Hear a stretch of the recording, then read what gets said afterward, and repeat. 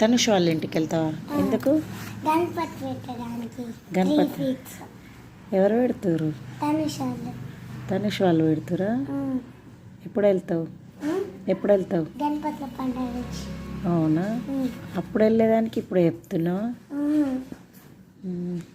సరే వెళ్ళు మరి. 10 రూపీస్ సరిపోతాయా బెట్ట? గణపతి పండుగకి 10 రూపీస్ సరిపోతాయా మరి? బాగా 10 రూపీస్ అంటే ప్లీజా? పక్కా 10 రూపీసా? నేను 5 రూపీస్ ఇస్తా. సరేనా? ఓకేనా? 5 రూపీస్ సరిపోతాయా? చాలా తక్కువ. 5 రూపీస్.